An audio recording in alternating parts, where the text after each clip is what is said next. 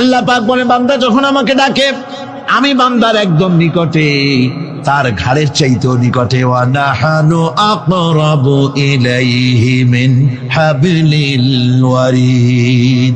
আমি আমার বান্দার সারা যে রগের উপরে তার মাথা, এর থেকেও আমি আমার বান্দার বেশি নিকটে। সুবহানাল্লাহ পড়েন। আমি তোমার কাছে, আমার কাছে মাপ চাও, যত বড় গুনাহ হোক। ওয়া ক্বালা রাব্বুকুম উদউনি আস্তাজিব লাকুম। তোমার প্রভু তোমাকে ডেকে বলেছে আমাকে ডাকো, আমি মাফ করে দেবো। সুবহানাল্লাহ বিহামদিহি। কত বড় কথা, আমাকে ডাকো, নিরাশ হয়েও না, হতাশ হয়েও না। আল্লাহর গজব বেশি না রহমত বেশি? আল্লাহর রহমত বেশি। হাদিসে কুদসির ভিতরে এসেছে, আল্লাহ পাক বলেছেন কোন বান্দা যদি আমার দিকে এক বিগত অগ্রসর হয়, আমার রহমত তার দিকে এক হাত এগিয়ে যায়। কোন বান্দা যদি আমার দিকে হেঁটে আসে, আমার রহমত তার দিকে দৌড়ে যায়।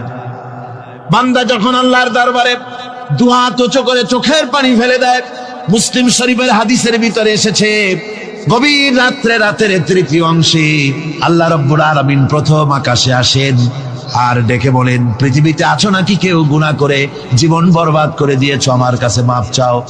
ঋণগ্রস্ত আছো, অসুস্থ আছো, অপমানিত আছো, কে আছো মাজলুম, আমাকে ডাকো, আমার কাছে বলো, আমি ডাকে সাড়া দেব, জীবনের আশা পূরণ করে দেব। ওই সময় যেই সমস্ত লোকেরা কাঁদে তাহাজ্জুদের নামাজ পড়ে, আল্লাহ জিজ্ঞেস করেন ফেরেশতারা, অমুক অমুক দেশ অমুক অমুক বান্দারা কাঁদে কেন?